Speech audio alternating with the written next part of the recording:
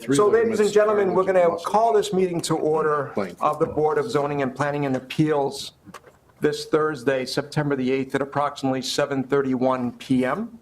We have a quorum of members, and I'm going to ask our village clerk, Mrs. Bragg, to please call the roll. Pippin, Here. Graziano, Here. Kretschmer, Here. Williams, Here. Corey. Here. Thank you very much.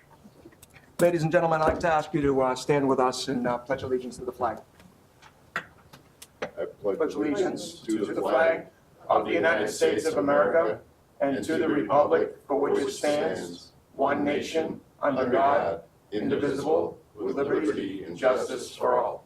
Thank you very much, everyone. Before we begin our workshop, we just have one piece of housekeeping to do. In your package that you received electronically and now in front of you in paper format, you have the meeting minutes from our last meeting dated August 11, 2016. Does anyone have any questions, comments, or corrections of these minutes?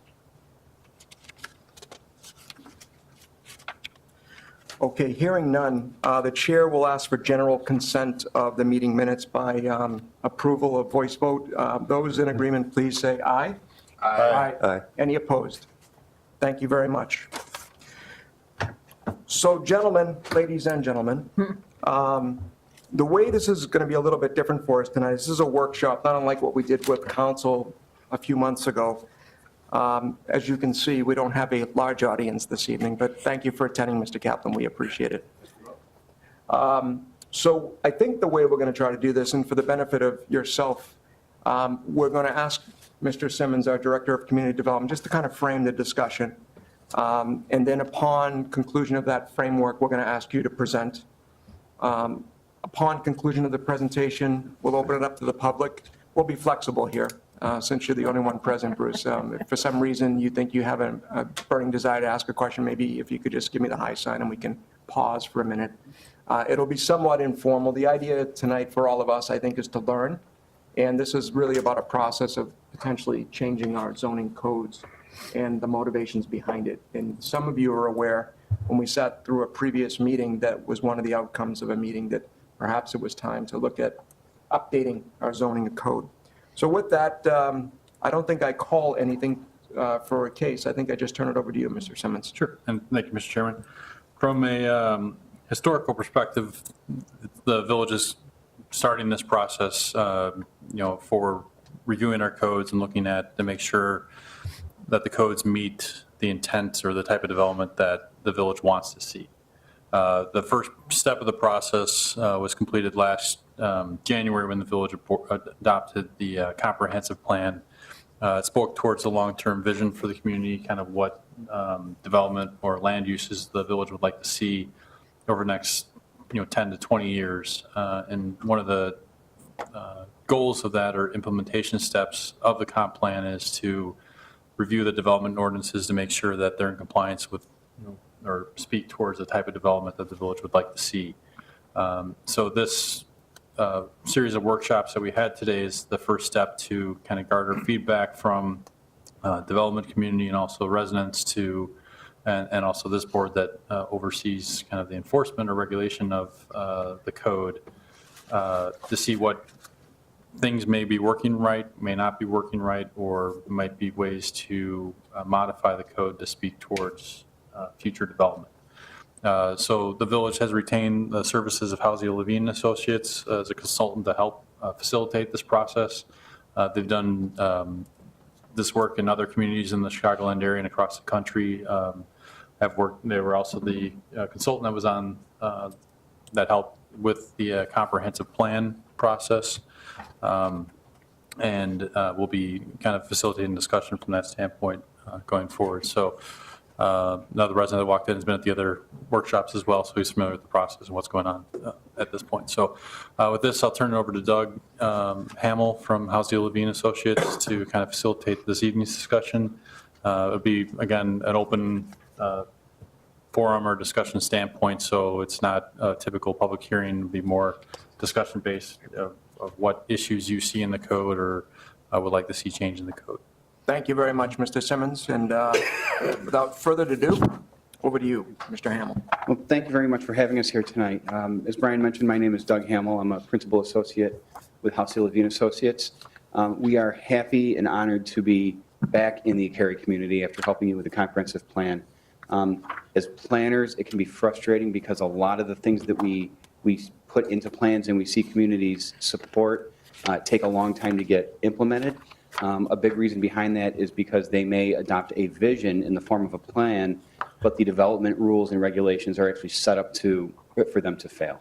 They don't allow that plan to be implemented. And this is a critical step that you're taking right out of the gate with the plan still relatively hot off the presses, where you are establishing the rules that govern development so that the plan can be implemented. We're excited to help you be a part of that. As Brian mentioned, the plan itself, adopted in 2015, establishes the vision. I'm sure a lot of you are very familiar with it and hopefully use it on a regular basis. But there are things in there that the plan supports as policy that currently your regulations are either opposing or silent on. And I think this process is going to help use the plan as a foundation to make sure that your vision can be implemented over time. So the plan, I'm giving it that airtime just to reinforce the point that is being used as our foundation and as our springboard into the zoning process. We don't anticipate having to debate a lot of policy, big questions about the vision for the community because the planning process has already helped to do that. What we want to do is focus the discussion on the rules and regulations that govern development so that we can get at implementing that plan. The plan document itself will be a foundation for that. Also, an important aspect is going to be public outreach. Earlier today, we held a commercial areas workshop and a residential areas workshop. We had about 10 people come to each meeting. We've begun to get some really good feedback on some of the frustrations that people feel about the current code, but also some of the things that they like about it and would want to see brought forward. So we're starting to frame this conversation in our own minds about what might be done with the code moving forward. I want to reinforce the idea that what you're getting at the end of this process is not just the zoning code. You're actually getting a unified development ordinance. So it's going to include things related to zoning and the types of buildings and uses people can put on their property. It's also going to address parking, landscaping, signage, and subdivision of new land as well. So in the end, you'll have a one-stop document where the development community, elected and appointed officials, village staff, residents, designers, and developers can all reference this one document and have a clear understanding of what the expectations are on behalf of the village. So speaking very broadly, that's what we're hoping to get to as a part of this process. In order to do that with you tonight, I want to facilitate a relatively casual dialogue. I think it's important for us, Commissioner or Chairman, you said that this is an opportunity for you to learn. To be honest with you, this is a chance for us to learn. We are doing our own technical analysis. We are working with village staff on some of the historical things that have happened related to development, variances, and other relief that have been sought. But as much as anything, we want to hear from you. You are the ones who have your hands on the zoning ordinance and on the development regulations. Not to make it sound adversarial, but you are the first line of defense when an applicant comes in the door to make sure that what they're presenting is in line with the village's vision. So it's important that we get an understanding from you on what's working and what's not working with the current development regulations. And I want to stress a point that as we go through the questions will become very clear. We're not just talking about the districts and the standards. Just as importantly are the procedures and the administration of the code. When we work in different communities, you'd be surprised how often development leaves to go to a different community, not because the standards are more lax, but because the process is predictable and they understand how the decision-making gets done. So that's certainly an important component that we're going to bring in this process, and we want to get your feedback on that as well. So laying all that as a backdrop, I want to walk you through the questions that we handed out in front of you for tonight. Also, I want to introduce Tricia Stevens. She is an associate with Halsey Levine Associates. She is going to be providing support both in terms of analysis, graphics, and the drafting of regulations as we go through this process. And just as a matter of introducing everybody who's going to be working on this, John Halsey, co-founder of Halsey Living Associates, who is involved in the planning process for the comprehensive plan, is my boss. He'll be looking over my shoulder on everything that we do. We also have one other associate, Jamie Jackson, who actually started maternity leave today. So she's been involved in earlier meetings with the staff. She's supported with reconnaissance. I may have just lost the line. Okay, I did hear something disconnect. Well, the good news is, I can hear you. What's that? The good news is we can hear you. I don't know if it's being taped where we need the microphone function. Okay. So I say that just to introduce a broader team that's going to be providing support on this, bringing the institutional knowledge from the comprehensive plan process into this as well. So you may see any one of our faces floating around the community over the next year. So having said that, unless there's any questions about what we're doing and why we're here, I'd like to dive into the questionnaire. We're going to focus really on 4 major questions. First, talking about the residential portions of the community and the standards that dictate residential development. A similar discussion about the commercial areas, and then talking about the procedures and code enforcement. And then finally, thinking about how other codes that we're not necessarily fixing or aiming to fix, but how they might have an impact on the zoning code and the rules that will govern development. You carry batteries around with you? It's pretty impressive. So I want to focus your attention really on the first question. It reads, identify 5 issues or concerns confronting the village's residential neighborhoods or residential zoning standards. So looking at the types of housing that are provided, currently the residential districts generally include the estate, R1, R2, and R3 districts that allow for a variety of types of uses from large lot, estate type, single family, all the way up through multifamily. I think we're interested in hearing about the standards that govern that development. Are we allowing for and providing the right kind of housing in different parts of the community? Are there things that we need to address to make houses conforming that currently might not be conforming? Are we actively trying to change the character in certain portions of the community? I would suggest that that's not necessarily the direction that comes through in the comprehensive plan, but if you think there are certain aspects of residential development, it may not necessarily be the building envelope, but it might be the way parking is managed. Today, one of the things that came up in the afternoon discussion was related to residential fences and how that gets managed. So are there any aspects specifically related to residential development standards that you think we need to address? And as we go through this, you can feel free to jot down notes on your paper if you'd like us to collect it and have it as a record. She's going to be burning a hole through the paper, keeping up with the notes as you guys are talking as well. So, Mr. Hamel, what I neglected to mention when we began our discussion this evening is that 2 of our members are absent. Yes. And for the benefit of yourself and the rest of the audience, 3 of our members are new to the process. Okay. They've been on board since about May the 4th, if Oh, I'm wow. recalling correctly. So relatively new.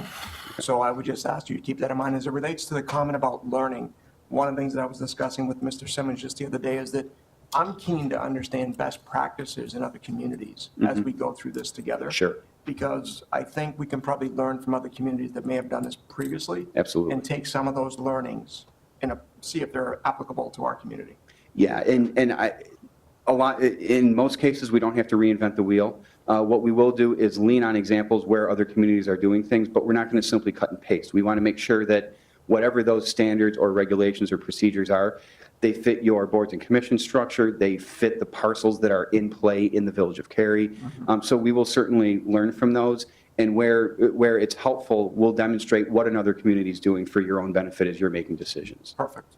Very good. Thank you. So, gentlemen, we'll stop and pause here to see if anybody wants to take a swing at any one of these first questions. And you may, and just to give some context to the question too, it might be your own thoughts about your experience with the code, but it might be something that you've heard applicants bring to you.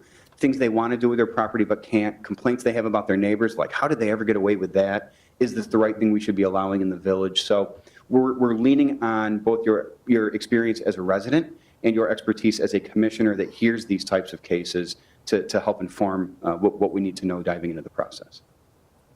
Yeah, just an observation. I've been on the board a couple of years, and I feel like For the there's an record, Mr. understatement in there. Graziano, do you want to explain how many years? 32, There you go. something like that. Well, that's great. I'm just a couple of years old. But the one thing that just jumps out at me is that half the cases, that might be an exaggeration, but let's say half the cases we get are variances in lot coverage, the pervious area versus impervious area.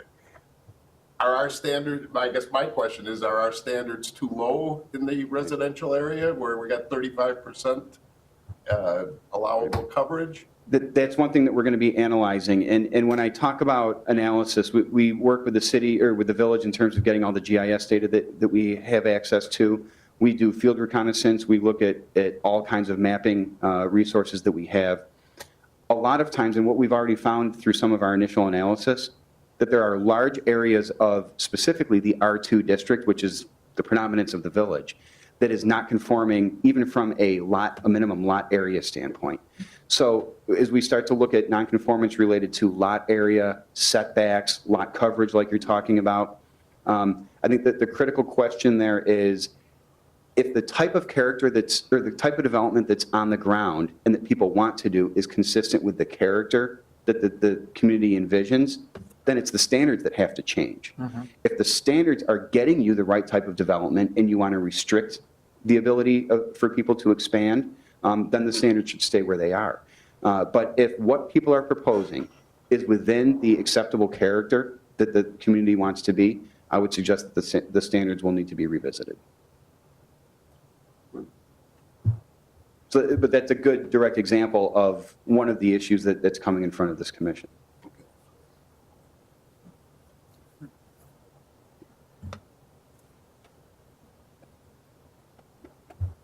Any other specific issues related to residential? It could relate also to the other districts that allow higher density residential development in the form of townhouses or multifamily. Anything that you repeatedly see coming in front of you? I think that's an important observation. We've had a few applications over the last 12 months that have asked for some variances around those types of activities. And it's created quite some contention in our community. And I think as it relates to that issue, I think it'd be helpful to understand, because the way I see this is we're trying to be ambassadors to our community. And what we don't want to have occur is people come forward, as you suggested, and say, wait a minute, these folks are kind of painful to deal with, so we'll just go down the street and we'll work over there.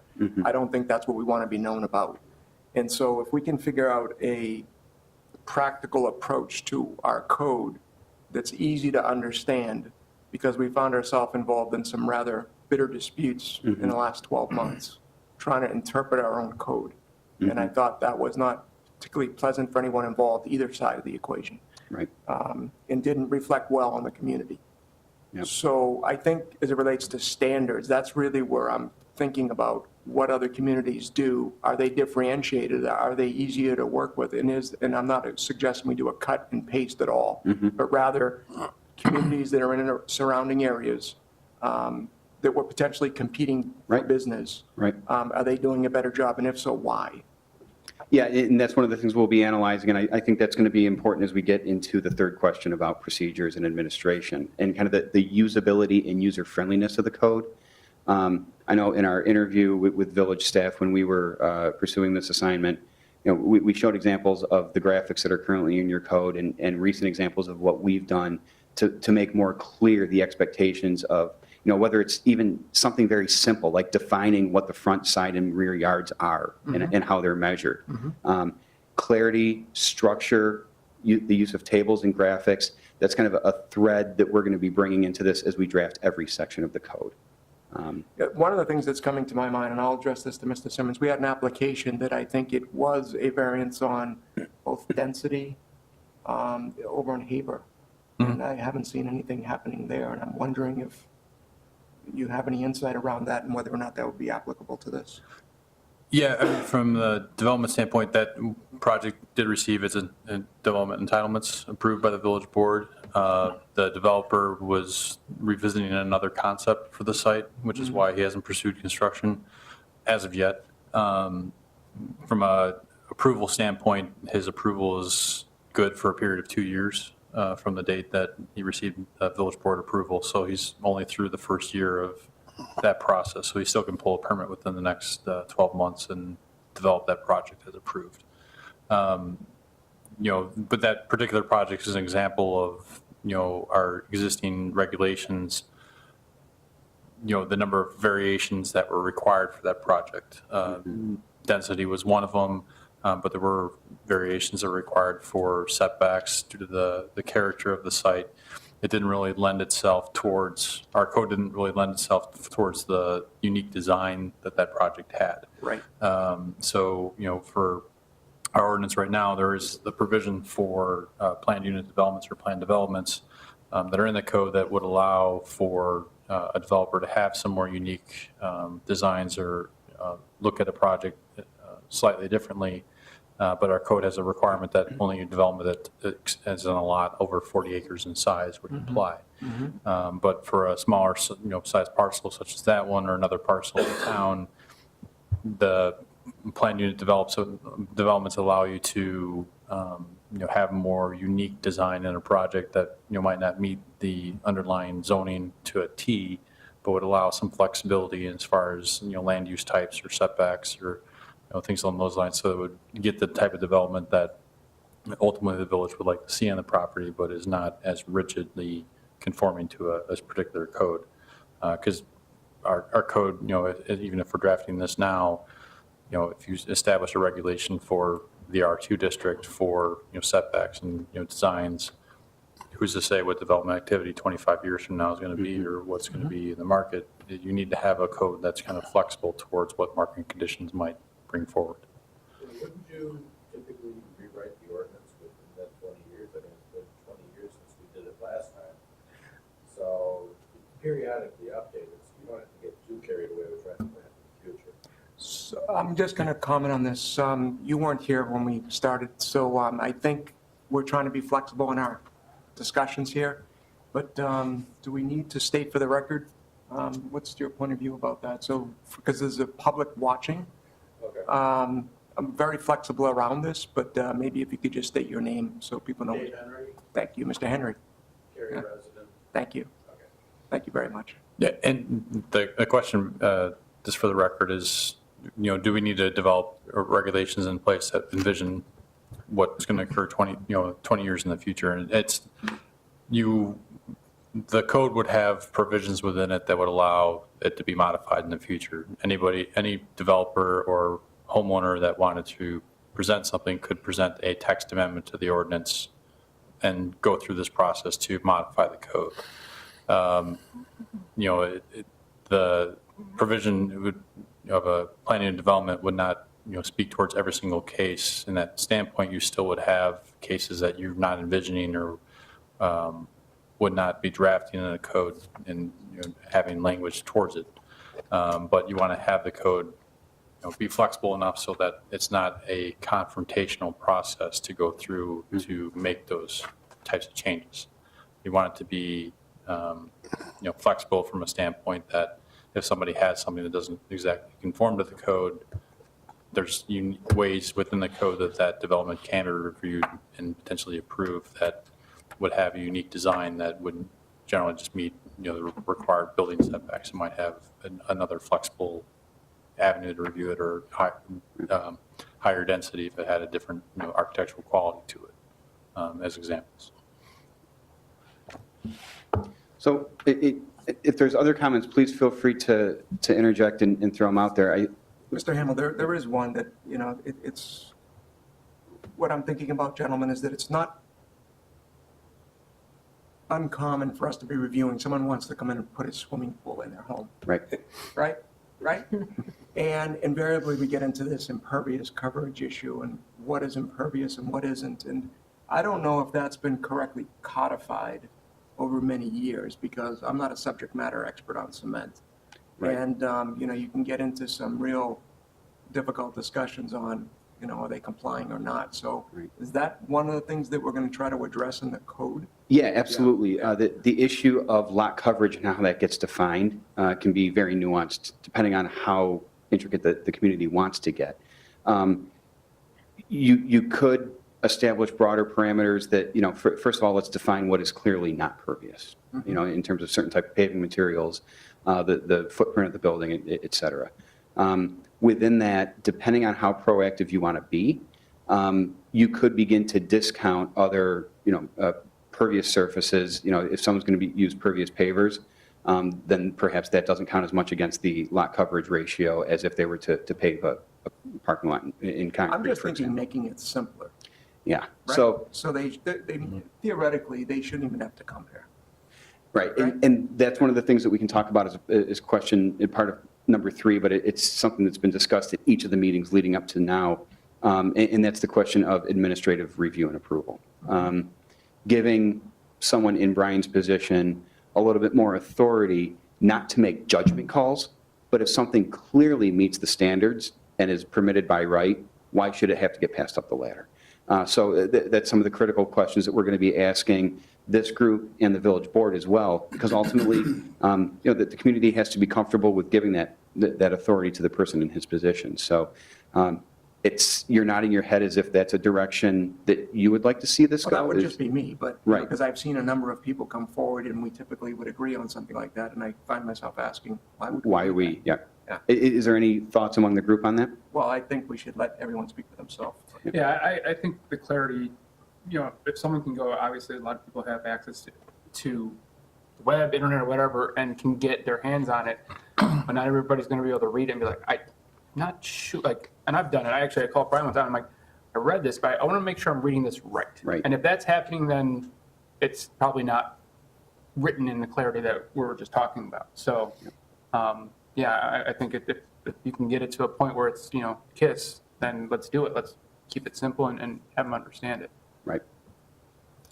I think that working to streamline the process is definitely advantageous, as long as the community standards are still being met, as defined in the comprehensive plan. So giving staff the latitude to make those kind of decisions as to what really needs to go forward through the process, so to speak, and what staff can go ahead and approve based on it not needing any special review or permission. The more we can do that, the more business-friendly we are and resident-friendly we are. Right. Making somebody go to 3 meetings to get something done can be onerous at times. Right. Especially if it's something simple that really shouldn't take that kind of review. So I think looking at the whole process as a whole and really deciding what really needs that kind of stringent review before this body and the village board versus what do our paid professionals on staff, use their knowledge and let them make the decisions on whether, those things really need to go through that process. So. Any other thoughts? No? And I just want to be clear for your benefit and anybody else who's watching. I think throughout this process, you may hear me use the term business-friendly. We want the code to be business-friendly. That's not to imply that we are selling our soul to the development community. Right. The goal of zoning should be make it as easy as possible for people to do good development. So if the standards are in place, we know it's going to yield a good, predictable result, we should make that as easy as possible for the private market to do their thing. We don't want it to be adversarial, we don't want it to be over-regulated, but we want to have assurance that it's going to create a good product in the end, and that's what we would strive for.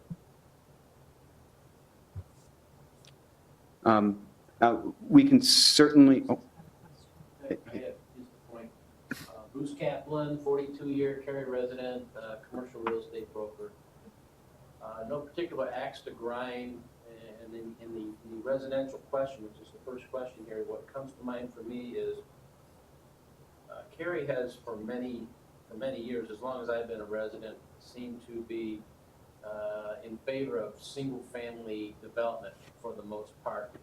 Been a couple of exceptions over the years with townhouses whereby they've had like the New Haven, the Cambria subdivision in there. Bright Oaks is a perfect example. The early 70s, Bright Oaks was a real that conversation about Bright Oaks was very difficult. The residents understand the concept, didn't want it there. But here it is, 432 townhouses later, and it's become, you know, a major segment of our housing stock. What the village hasn't, in my opinion, allowed for, hasn't wanted, is apartments. And in the last 10 years or so, the market's changed to where the demand for apartments has skyrocketed and the supply of them isn't available. And it became obvious during the PEDCOR discussion that, you know, a lot of Cary residents don't want apartments because they don't want, you know, the kind of people that they attract. But the fact is, the people that are looking to bring their businesses here are saying there's no place for my employees to live in your town. And if that's a comment, that's something we need to look at, because you want an employer to be here, business to locate here, and you want him to be able to know that there are places for his employees to live in our town. So my thought process is that even though in our current configuration, you look at the zoning map and the current existing zoning classifications, we haven't set aside, in my opinion, very much land for multifamily, especially apartments. And one of the things that occurred to me is, you know, we still have a little room to grow. There's still some land parcels that we haven't annexed. We haven't been very aggressive at annexing land. Crystal Lake is out annexing everything they can annex to bring it into their community and help their community grow. We haven't been doing that. But my thought is that perhaps we should spend more time thinking about where we can grow, grab some property whereby we can allocate a portion of our community for this type of housing stock. And I'm not saying low-income housing necessarily, but affordable housing. Affordable housing has not been on the tongues of the village trustees ever, as far as I've been in this community, because we as a community have not wanted affordable housing. We want bigger houses, bigger lots, more expensive, and right now the market has changed to where, you know, there is a screaming need for the other end of the marketplace, and we haven't addressed that. Thank you. Thanks, Bruce. So at this point, we can spend an entire evening just talking about question number one, and we can certainly come back to it if there's any other things that pop into your mind. If it's okay, I'd like to shift the focus a little bit to the commercial areas. Similar question, identify issues or concerns confronting the village's commercial areas or commercial zoning standards. Now, as you know, commercial properties are dealing with very different issues than residential properties. I think when residents get involved in the process, they're talking about, you know, local neighborhood flooding. They're talking about housing character. They're talking about their neighbors playing the stereo too loud. They're not thinking about things like sign control, loading and unloading, corridor access, and parking ratios. So I'm curious, in addition to just some of the general things that all commercial areas think about, what are some of the things that have been brought to this group in terms of some of the key issues confronting the commercial property owners in Cary? One thing, I think with development of the commercial areas, we could probably look at it or more of the landscaping standards. Mm-hmm. You know, we don't want to start building up and have like asphalt seeds of asphalt going everywhere, along with the lighting and things like that, how it shines off on their properties. That's one thing we probably, you know, kind of look closely at as things move forward. Looking at our zoning map, our manufacturing districts, 4 out of the 5 abut residential districts. And in looking at our code, what's allowed under that M district is very broad. Yeah.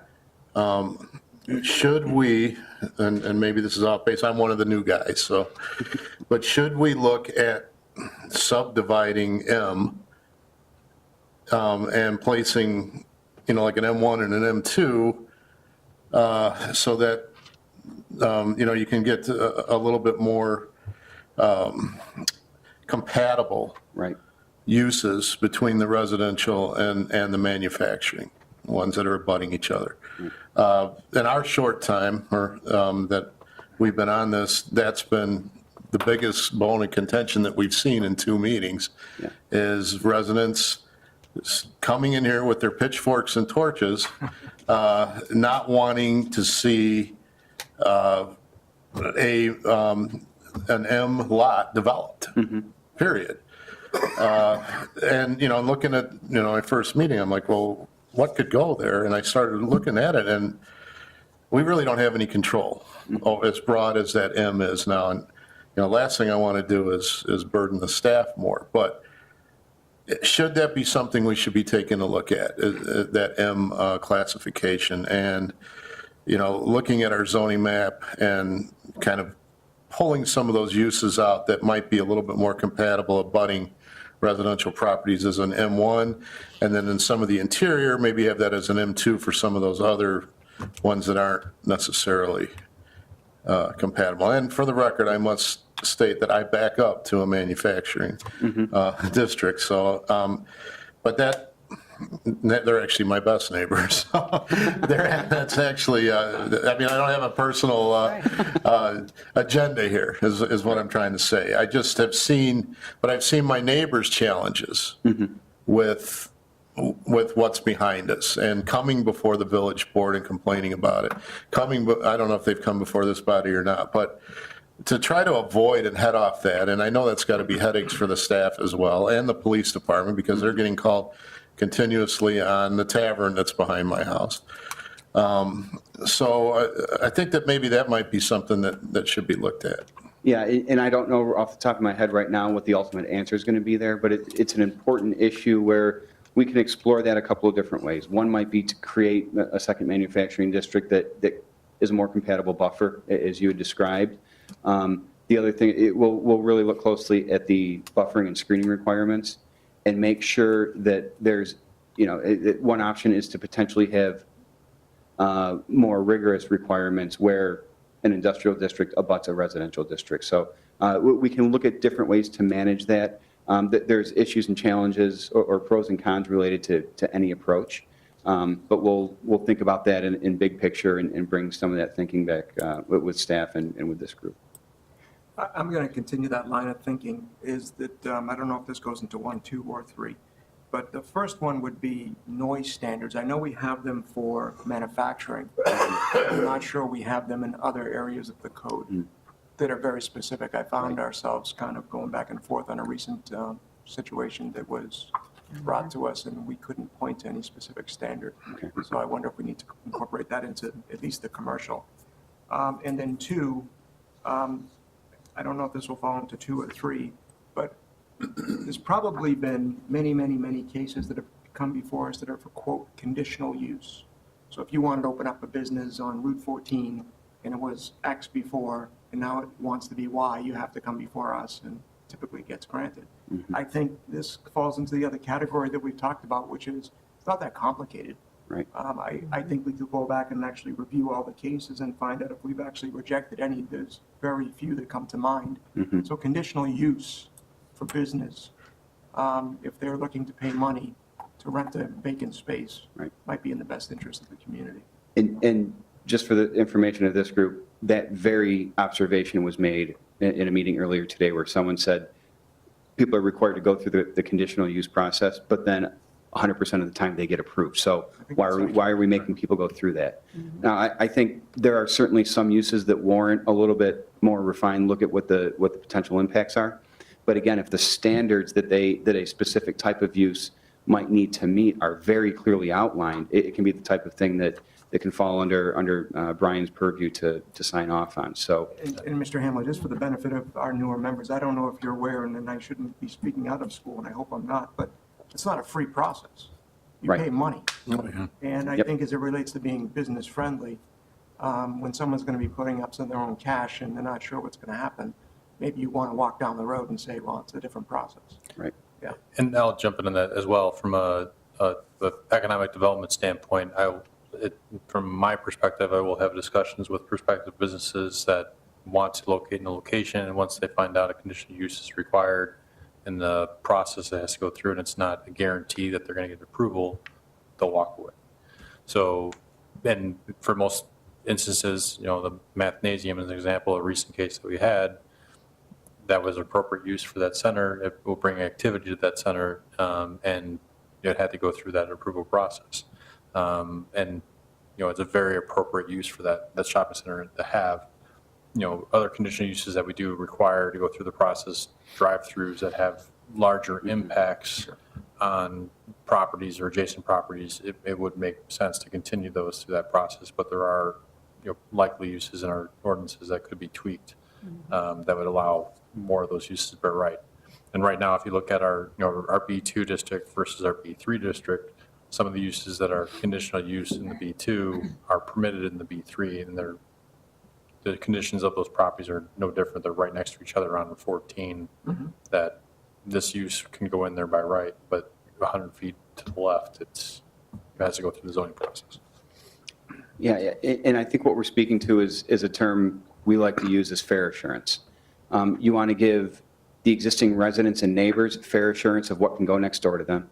You want to give the developer or applicant fair assurance about what they can do to their property so that they know, they should be able to pick up the code and have an informed guess at whether or not they're going to get approved and move forward or get denied and cut their losses. So what erodes the warm and fuzzy feeling of fair assurance is arbitrary decision-making and when the village doesn't follow its own rules that it's established. So if you start granting random variances that aren't really based on hardship, or if you start asking for things out of development that aren't clearly stated in the code, that begins to eat away at that fair assurance that ideally everybody has walking into the process.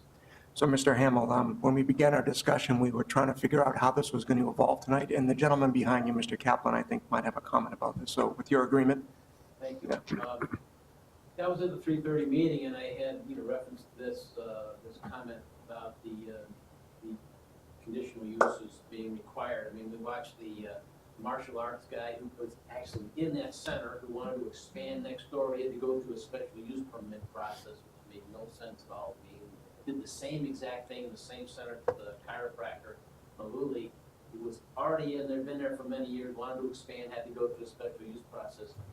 It was a no-brainer process. It was a waste of your time, and there should be some mechanism whereby administratively, if it makes sense, they should be able to do that. Or, even one better, is we should consider making office and service uses permitted uses in the B2 zoning like most of our competitive communities have done. I recently went through a process where Lake in the Hills was swayed by their staff to restrict office and retail uses in their B2 zones there because they thought that the holy grail of retail sales tax revenue would be achieved by making this eaten. And they forgot there's a lot of unintended consequences of being that strict and not allowing office and retail uses in their centers. And I don't want to spend a lot of time going over this, but once they were presented with the facts and what those unintended consequences were, they reversed the ordinance because the business community came to them and said, you've made a mistake here. And so they retracted that ordinance and we're going to start from ground zero. So the point I'm making is, we should take a hard look at the use of the permitted uses in B2 zonings and automatically permit office and service uses in those zones. And, a person might say, well, what about, now we don't have spots for our prospective retailers to go if we clog them up with all these service and office uses. And my comment is, if you fill up your shopping centers and the developer comes to town and sees your shopping centers filled, guess what? He's going to see there's a demand for retail space, and he's going to build another shopping center, which is what you want in the town. So please consider that in the process of taking a look at the rewrite of this unified development ordinance. Thank you, Mr. Kaplan. Appreciate it. Couple thoughts as discussion was going on here. One, with regard to conditional uses, if I'm not mistaken, anything that, say, drive-through service automatically has got a C on it? Sure. In this day and age of drive-through pharmacies, everything's a drive-through. And we've got in our ordinance a minimum number of spaces and turnover and all that. shouldn't that be something that we're looking at as saying whether it's got a drive-through or it doesn't have a drive-through, it should be treated basically the same with regard to if it's a use that we want, especially if it's a retail use. We got enough banks and whatever. So that's the one thing I'm thinking we should look at. If the only reason that we're triggering a conditional use is because it's got a drive-up facility, maybe we shouldn't be, unless it's something that we know is gonna back up out to the street, then we give Brian give the staff a coin flip idea, Okay, you got 3 drive-up windows, you got spacing for 6 cars for each window. Not gonna be a problem, let it go. Right. The other thing, going back a little more, one of the things that's always bothered me is our requirements for screening.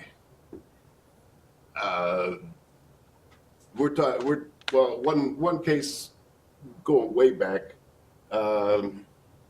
over very near where you live, apparently. You're up here. The manufacturing district's down here. And damn it, boy, we gotta have those 6-foot trees over here because that'll cut the distance down to this. But you're still looking at the roofs of the industrial buildings. There's screening and there's screening, and automatically, I just don't. And we had this discussion at the last meeting. We're gonna put in trees at 25-foot distance as a screening. Come on, we're not screening anything. You got a 7-foot fence that we asked for, and then you're gonna put some trees that may grow a little bit higher than that, 25 feet apart. Okay. So that's, there was one more thing that came to mind, and it'll come back to me later, so. Can I just ask for clarification on the screening issue? Is your suggestion that it's not effective, so I have it, or it needs to be more stringent to be effective? I don't know. But it's not working now. Help me, Dave. It's totally subjective. Well, I think it needs to incorporate the geography of what you're trying to screen. Yeah, you gotta look at the site and say, God, am I gonna require a 10-foot berm here just so the residents don't see the top of the cherry picker that's parked in the storage lot, or? I don't There's know. also a question in regards to that particular area with the residential and industrial, is that the industrial part is actually there first. Oh, yeah. Yeah, we know Everybody who that. bought there bought that view. You are parroting my, what I tell my neighbors all the time. Did you not see that behind you when you bought your house? This is like people complaining about noise at O'Hare Yeah, Airport. you- It's like, that airport's been there since the airplane was invented. We're backing up to a gravel pit back there. But Mr. Hamel, I guess I'm sorry, Mr. President. I remembered what the other thing was. And looking at our ordinance, I think I count 6 different business districts in here. Do we need 6 different business districts? I'll tell you, in a town this size, it seems like a stretch. We work in much larger and more complex communities that if you manage the regulations right, I think you can simplify the zoning map and the number of districts you have, but still get at the nuance of all the conditions going on through other types of regulations that allow the user to easily answer the first question of what district am I in, and what are the basic principles related to permitted uses and the overall bulk standards. But then you can use the code, other portions of the code, to get into some of the nuance that would apply to them as they kind of worm their way into the regulations as it specifically applies to them. So I would venture to guess that we can simplify this. Depending on specifically what has to be accomplished within each area will determine how much more simple we can make it. The one that jumps to my mind, well, 2 that jump to my mind, but especially the Neighborhood Convenience Business District. How the hell is that different than a B2 or a B3 that's in a strip center? Right. Same thing. What do we got, 2 somewhere on the map? I brought that up Three. this afternoon, the B4 district, and the fact that the uses are relatively restricted, and owners of those districts are having trouble filling in the vacant spaces because the uses are too restricted. It doesn't serve them at all. And I think in our experience, what we saw this in a community in Oklahoma where we helped them do a zoning update. They had 28 zoning districts. And at the kickoff meeting, they said, boy, we've got some real specific issues we have to address. We think we can create at least 4 more districts. And we're like, you know what? We think we can cut the number of districts in half. But I think what happens is a specific development issue comes in the door, and a lot of communities' reaction is to create a zoning district to address that issue, when there's other ways to do it that in the long term are a healthier way to manage your code. So, when you haven't done a comprehensive rewrite in several years, as has been the case here, invariably you start to pepper in specific phrases or clauses or districts to address one issue. You should be zoning for the rule, not the exception. The exception is where variances and other forms of relief can come into play. So we will do everything we can to simplify the district structure and simplify the regulations so that the rule is what you're basing your judgment on. One question I have is regarding the districts with schools now. Thanks to Crystal Lake South and their bleachers, with all that issues that came up, now it's a requirement that school districts follow the zoning ordinance. Right. So we're going to add another section into the code for that? 'Cause right now, it's just general. That can really best be managed by other regulations related to schools as a certain kind of use. So I don't think it warrants a separate district. I think there can just be, Like a residential district for schools or something like that. yeah, or, schools will probably continue to fall within a residential district, but there can be clauses that address specifically school facilities and how they must meet the setback requirements, and then have any other regulations that you might want to have them meet in there. Because we might want to make it pretty clear in there now, because I do a lot of schoolwork with what I do, and that's one of the more confusing things right now, especially with what happened at Crystal Lake. You go into any other towns, you start and you're going for additions or anything like that. You're not sure exactly what you have to follow. So we may want to, try to clarify that one a little bit more. Right. And generally, from a planning perspective, from my experience, that has always been the case, that schools need to comply with zoning. They don't have to go through the building permit process. The Board of Education reviews that. The Crystal Lake case kind of solidified that understanding. They tried to make it the argument that we're not subject to any municipal law. Yeah, they didn't even come in and talk to them, which. Right. Yeah. But to that point, looking at, residential districts that would allow, right now our regulations are designed towards single-family homes. So we have one standard in the regulation or in our code for lot coverage, just to stay with that, where a school or a library or a daycare, uses that we allow in those residential districts, they're more commercial in nature, so they would have different design requirements. They would have larger parking facilities than a single-family home would have a driveway. We still have been requiring them to comply with, a lot coverage of 35% in those districts. So you might be able to, through this process, develop regulations that would speak more towards those types of developments still within those districts, but, would have a restriction for a single-family home and then a commercial use like a church, or another use like that would have larger parking facilities that would have different regulations, but still within the same district. Didn't we get into a contest a few years back with regard to whether or not the Park District has to comply with our zoning? And was that ever resolved in our ordinances? Park District would have to comply with the ordinances. We actually, under our zoning districts, we have the 4 open spaces that were created to regulate their land uses. The issue from a development standpoint is right now, the only property that's zoned, one of the public open space areas is the Hoffman Park. So question would come up with a existing park, James Way Park as an example. It's in the middle of a residential area. If they were to replace the playground equipment that's on there, the question comes in, do they need to comply with the residential district requirements or the public open space and rezone the property? As part of this process, I think we would look at those regulations and, does it make sense to have 4 districts that speak to that? Can those be consolidated to one or potentially include, standards in residential districts that would allow for parks or other sort of recreational uses by right?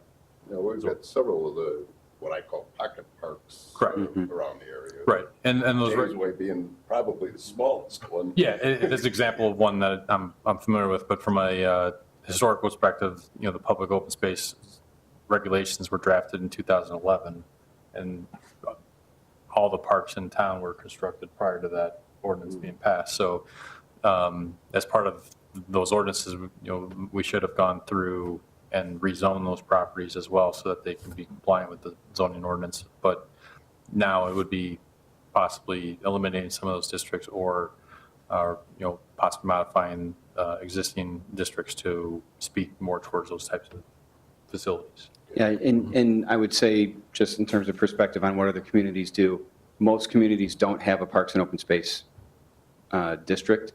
None of them have 4. So I think there's certainly, as a baseline, we should be aiming to get that down to 1 district if there's a Parks and Open Space district. And that's, we had Parks and Open Space, or Park District representation at a meeting earlier today. That is not anything that we would do proactively without them being engaged in the discussion. So we'll reach out to them and make sure that we understand their long-term plans and that they understand the intent and potential impacts of whatever direction we would put forth. Okay. So if we can just reframe this, I think the key things here that I'm hearing is that we're trying to follow best practices. We want to be business friendly, easy to do business with, and whatever approach that we can use to get there, I think is probably one of the overarching goals for us as a community. And if we can do that, I think that's a good step in the right direction. Mr. Kaplan? I have one other comment to that, and I would agree with what you just said, but one of the things that I encounter in my daily work as a real estate broker in helping bring businesses into our community, but from just going back many years, the complaints that I hear from residents, two major complaints: our taxes are too high, okay, which, if you look at the village portion, it's only like 5%. We're not to blame for that. But we need more commercial development, is the other comment that they make. And why don't we have more commercial development? That's the key question. Why are commercial developments going someplace else? And what I believe personally that it comes down to is the demographics of our town are not exciting enough to attract commercial developers. So how do you change that? It's not a matter of perception, because I think the incomes, the average household incomes are high here, but there's not enough rooftops to attract commercial developers. And you take a look at Woodstock and McHenry and Huntley, they have all left the village of Cary in the dust with their growth. And they have all attracted a tremendous amount of commercial development. Now, some of them have assets that we don't have. We don't have Randall Road coming through our town. We don't have Crossroads. We have 14. We don't have, like McHenry has 120 and 31. We don't even have 31. We have 14. We don't have 31 to our credit because we gave that up to Crystal Lake years ago. So the point I would make is, if we truly decide that we want more commercial development, we have to figure out a way first to attract more residential development. I'm not a residential guy, as you know, but I think I see the solution to the problem of not having enough commercial development. That's getting more rooftops here. And I spoke earlier about multifamily, which is one form of rooftops, but single families, maybe higher density, less larger lots, more affordable housing, back to that thing, but some way to get more residential rooftops in our town so that we can now start to cross over the threshold of 20 or 25,000 residents and start to attract commercial developers, into our midst that look at that as kind of a threshold for wanting to be here instead of Crystal Lake or Huntley or Lake of the Hills or Algonquin. Thank you, Mr. Kaplan. But I think, building on what Bruce said there, I've been around this area for more than 50 years. And the term I always heard, and I think we discussed this during the comprehensive plan, was that, well, Cary's a bedroom community. No, there's no commercial there. There'll never be any commercial there. It's a bedroom community. All they're interested in is housing. Well, that's what Lake in the Hills was a few years back too, and they got Randall Road, but it's that mindset, I guess, that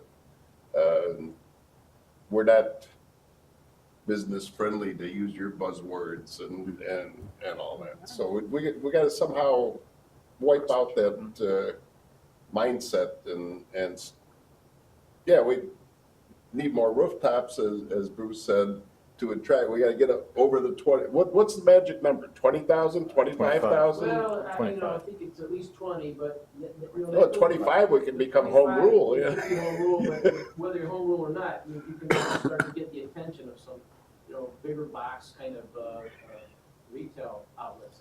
And that's why I think some of our thought process has to be, taking a look at that map, how we can expand out the boundaries so that we can maybe bring in a Silver Lake or a Lake Killarney or an Oakwood Hills into our midst, or a Northwood Acres, who we turned away years ago, bring those people in the statistical realm of the village of Cary and beef up those numbers. Those areas you're talking about are already developed, Yeah.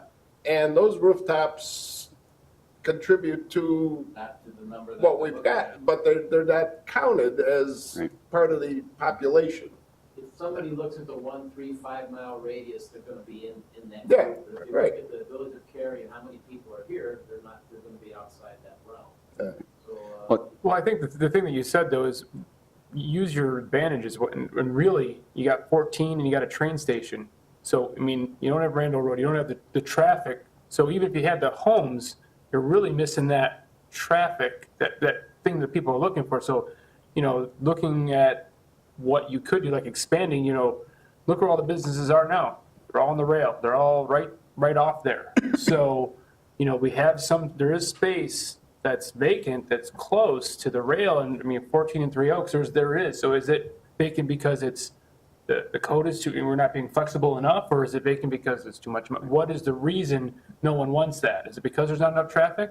If it was there, if you build it and they will come, is that the reason? So I think that, like you said, we don't have Randall, but we do have a train station, and we do have, 14 right there, and 14 is pretty much our main artery.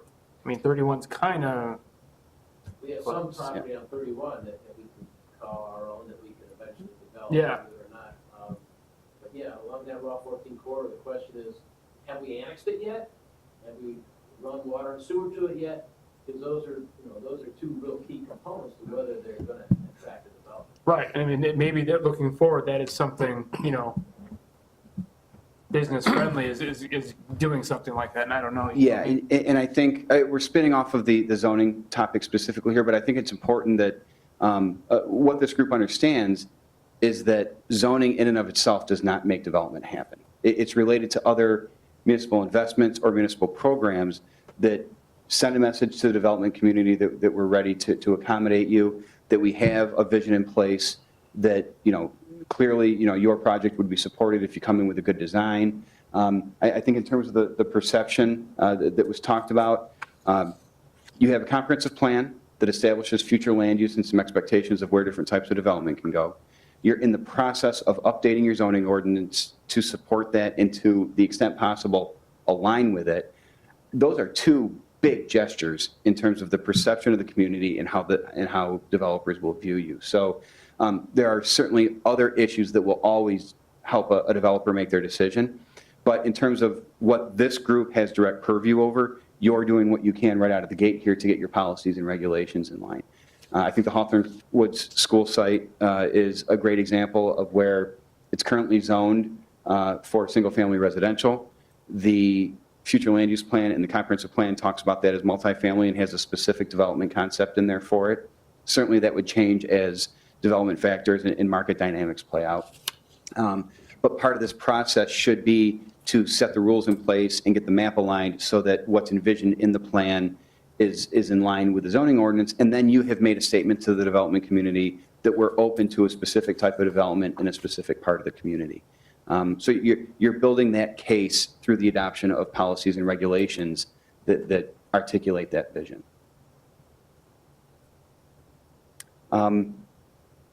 We bounced around these questions pretty well. I'll let you tell me if there's any stone unturned at this point. We're hitting about an hour in terms of the meeting here. I know as someone who does this for a living, I could probably talk about zoning for 4 days, and it's probably what makes me really boring at the same time. But I don't want to assume that that's the case with people here, and certainly we've had residents who have participated in 2 of the 3 meetings already today. So I'll open it up to the group. If there's any last thoughts that you want to make sure are in our heads as we dive into this process, I would suggest too, Brian is going to be our direct conduit. If there's any other feedback you'd like to provide, Brian, I would encourage you to pass this questionnaire along to the 2 commissioners that were not here tonight. Give them a chance to provide feedback directly to us as well. But certainly if there's any closing thoughts or last ideas that you want to. Yeah, thank you very much, Mr. Hamlin, and we appreciate your attention to this. I have a couple of questions. One is that were any themes brought forward in your various meetings today, or yourself, Mr. Simmons, that you've heard repeatedly say, okay, we're going to have to address that? Have there been any themes in your meetings? The process, the approval process was talked about in many different ways, whether it was the special use issue that was talked about, that there's general approval of them, so why do we have them? Administrative approval authority that Brian's position could potentially handle. The idea of being business friendly and making sure that good development can happen easily, I think is a recurring theme that we've heard throughout this. Thinking back into a lot of the residential meeting, the initial focus was on the Hawthorne Woods school site and kind of some of the background that's happened there with a developer beginning talks with the village, but a real concept and application to the village never materialized. I think one of the things that was brought up in terms of process was that residents, there's the statutory requirements for the posting of a zoning hearing to address a variance or a zoning change or, a map amendment.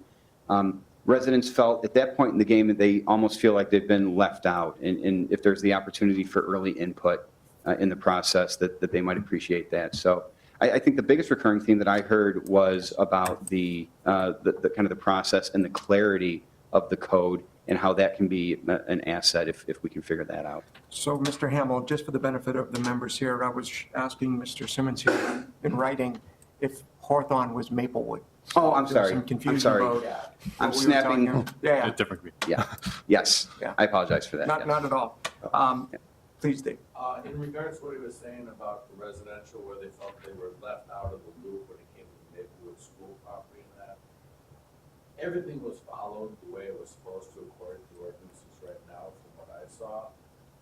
What they're saying is that there was any discussion before they were notified. They expected the developer to talk to them before they talked to the village.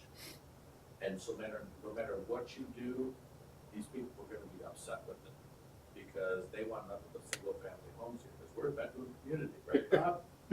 So, I mean, it's endless like that, and there's absolutely nothing you can do to satisfy them. They're still renting up Petco, which took about 45 minutes of the residential portion today.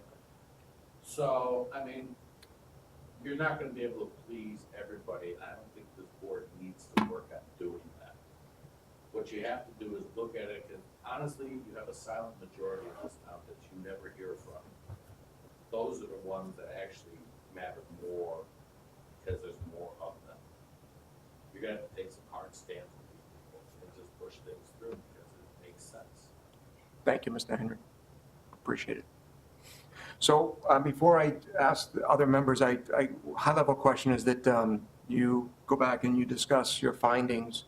As it relates to having this completed, do you have a timeline involved of when Yeah. this might be done? I think we're anticipating about a year from now, but we're going to be touching base with key players throughout the process. Our first quote-unquote deliverable is not actually draft language, but it's a conceptual approach on how we envision the new code framing out. So that would include identifying areas of the current code that would come forward because they're working, identifying areas of the current code that aren't working and they could either be tweaked or removed, looking at the structure of the code. I think a lot of times the standards don't have to change, but if we were to cut the current code up into a million pieces and throw it up in the air, we could just reorganize it a lot more cleanly. And that's an improvement without changing any of the actual rules of development. That report would also take a first shot at kind of a conceptual zoning map so that we understand what the potential district structure would be and what the general nature of development would be in each of those districts. So I think over the next couple months, that's something that we would begin to see emerging, and we'd work with staff to roll that out so that we get kind of your sign off and your input if there's any red flags or things that we didn't address. After that point, we would start drafting zoning language. So we're still kind of in our due diligence phase at this point. We don't want to get too far down the road before we know we're on the right track. And the reason for asking that, Mr. Hamel, is there an envisioned touch point with this group in the next 6 months? Oh, yeah, absolutely. I don't know exactly when that's going to be yet, but it would be that conceptual framework point where we test the big ideas, make sure we're on the right track, and then get into the specifics. Very good. So gentlemen, yeah. I just got to, so that I fully understand what we're going through here. We're talking about a unified development ordinance. Does that mean you're going to incorporate the current subdivision ordinances and all that into this one nice little package? Or? Yep. The developer will pick up the UDO. We're planners, so we like acronyms. So we use the term UDO. But it will have subdivision, zoning, signs, landscaping, parking, stormwater, everything that they need to know for development is going to be in that one package. Okay, just as part of history, we're the Zoning, Planning, and Appeals Commission. We used to have the Zoning Commission, we used to have the Planning Commission, and that would be, extra meeting here, an extra meeting there, and then go to the board. So the whole idea of forming the one commission was more or less one-stop shopping, hopefully. We haven't worn our planning hats other than doing the comprehensive plan in ages. We're not getting any new subdivisions to approve or that.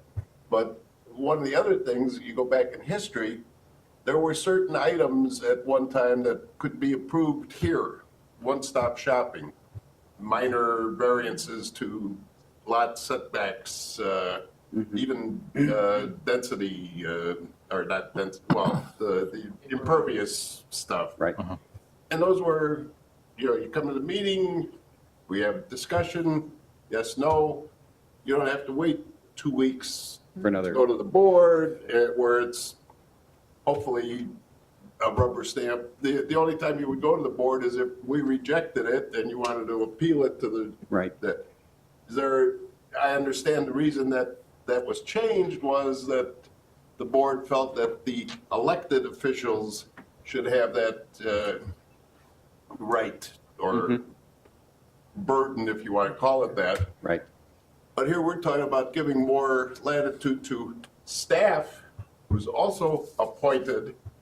And, so, are we going the wrong way with it, with that? Could certain items, we're going to eliminate, hopefully, some of the conditional uses.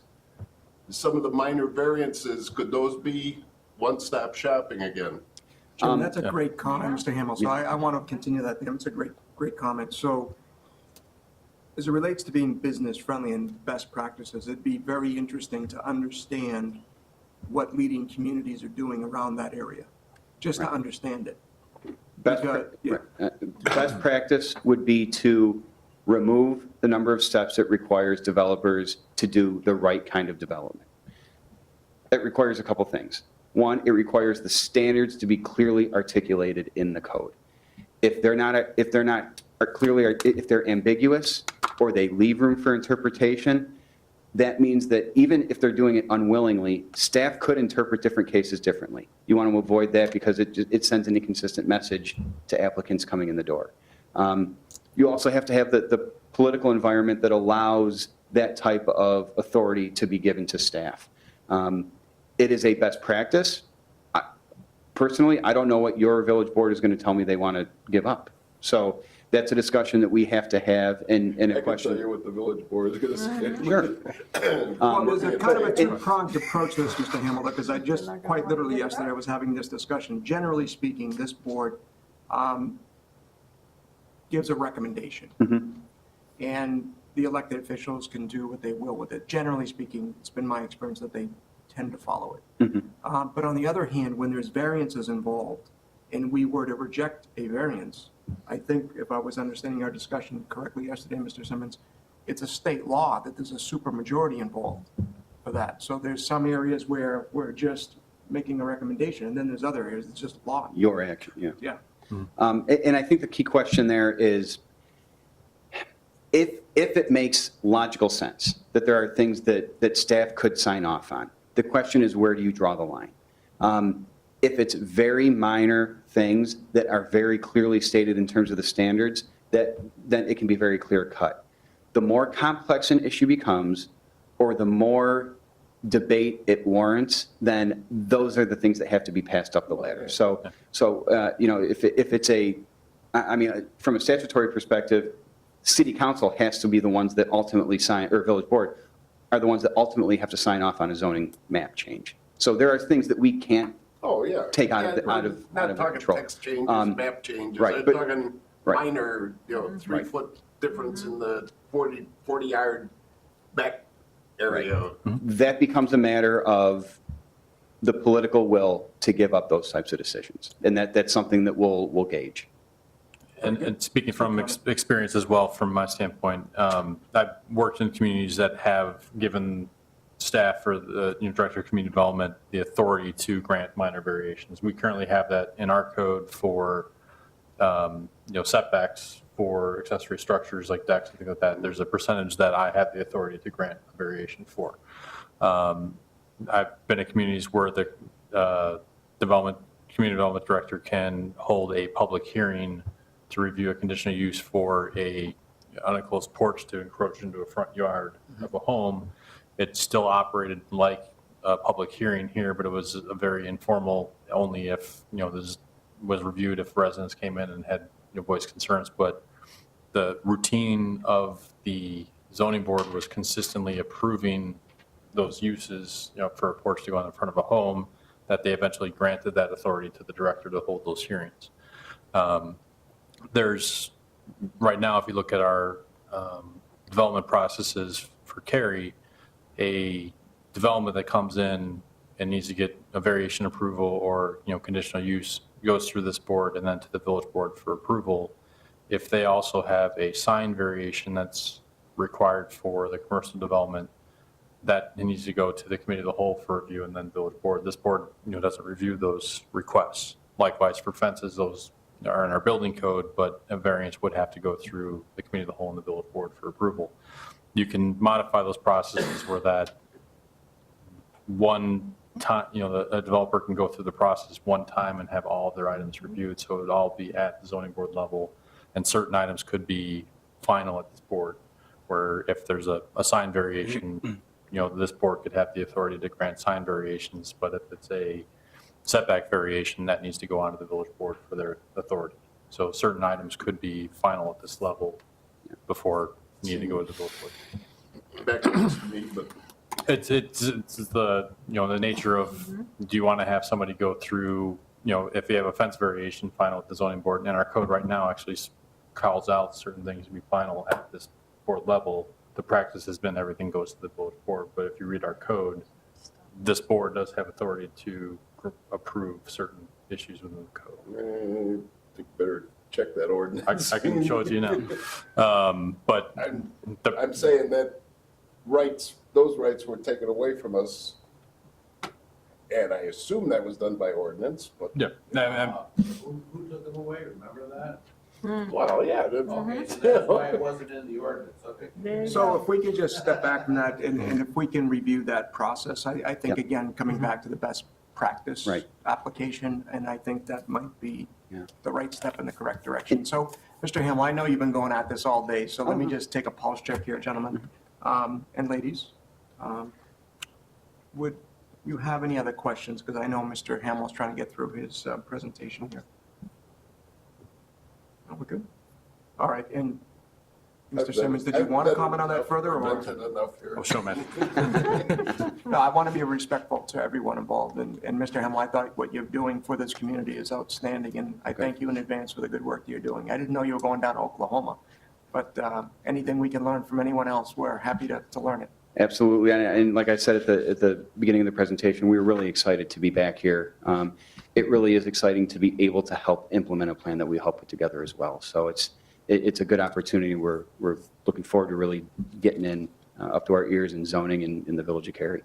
And before we close, let me just double check with our citizens here, Mr. Kaplan, Mr. Henry, are there any other closing comments that you have for us? All right. Tricia, anything from yourself? All written down. All right, thank you. Well, thank you very much. Mrs. Bragg? No? No? No, I'm all good. All right, so if we don't have any other questions, I have just one other thing I need to do. I just need to ask for a motion to adjourn our, So moved. yeah, do I have a second? Thank you, the meeting is adjourned. Thank you very much, everyone. Shut your camera.